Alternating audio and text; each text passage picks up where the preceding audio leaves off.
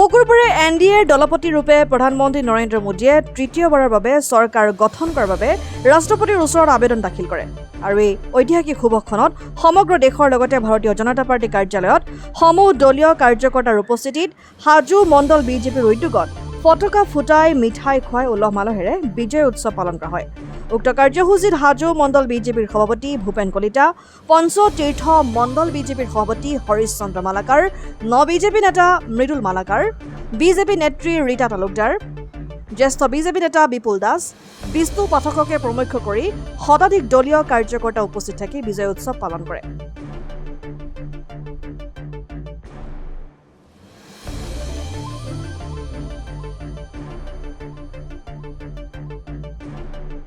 আপোনালোকে সকলোৱে গম পায় যে দেশত তৃতীয়বাৰৰ কাৰণে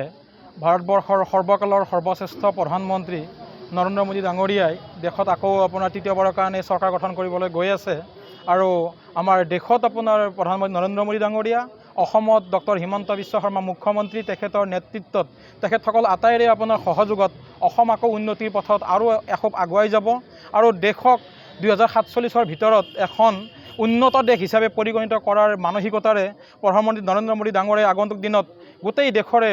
উন্নয়ন কৰাৰ কাৰণে এক চিন্তা চৰ্চা অব্যাহত ৰাখিছে আৰু সেই চিন্তা চৰ্চা অব্যাহত ৰখাৰ কাৰণে ভাৰতবৰ্ষৰ জনসাধাৰণে বিপুল সংখ্যক ভোট দি একক সংখ্যাগৰিষ্ঠ দল হিচাপে বিজেপিক আপোনাৰ জয়যুক্ত কৰিছে আৰু সেই জয়যুক্ত হোৱাত আমি বিজেপিৰ একোজন সাধাৰণ কৰ্মকৰ্তা হিচাপে কাৰ্যকৰ্তা হিচাপে আমি আনন্দিত অনুভৱ কৰিছোঁ আৰু আজি তেখেতসকলৰ এই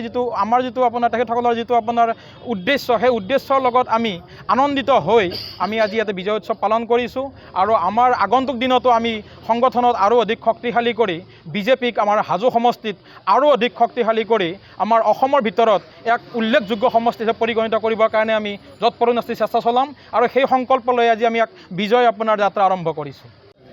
প্ৰথমতে নৰেন্দ্ৰ মোদী ডাঙৰীয়াক আমাৰ সকলোৰে ফালৰ পৰাই ধন্যবাদ জ্ঞাপন কৰিছোঁ, শুভেচ্ছা জ্ঞাপন কৰিছোঁ। আচলতে আজি খুবেই ভাল লাগিছে আৰু সেইকাৰণে আমি হাজো মণ্ডল তথা উত্তৰ হাজো মণ্ডলৰ দুটা মণ্ডলে মিলি বিজয় উৎসৱ পালন কৰিছোঁ আৰু এই বিজয় উৎসৱৰ অংশৰূপে ময়ো ইয়াত উপস্থিত আছোঁ আৰু সকলোৱে মিলি আনন্দ উল্লাসেৰে আজি আমি এই বিজয় উৎসৱ পালন কৰিছোঁ। লগতে আশা ৰাখিছোঁ অনাগত দিনত আকৌ পুনৰ উদ্যমেৰে বিজেপিয়ে আগন্তুক দিনত খুব উৎসাহেৰে আৰু আমাৰ চৰকাৰে খুব নতুন পদক্ষেপ ল'ব আৰু ৰাইজৰ হকে কাম কৰিব। ধন্যবাদ। আজি আমাৰ এনডিএ চৰকাৰৰ আমাৰ নৰেন্দ্ৰ মোদী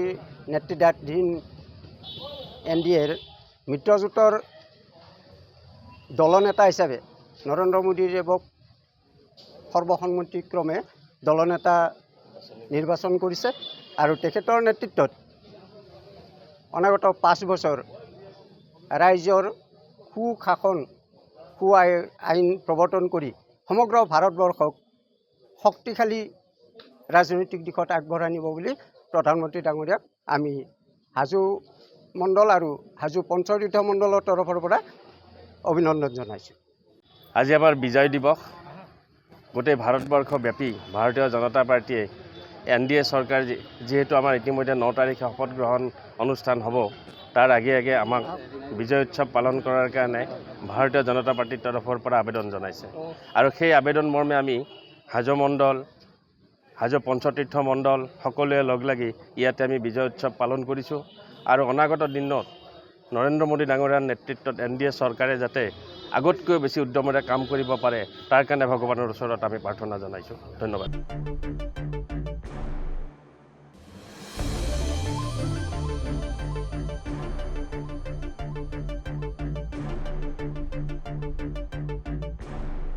হাজোৰ পৰা অনামিকা কলিতাৰ ৰিপৰ্ট, ডেমক্ৰেটিক আছাম।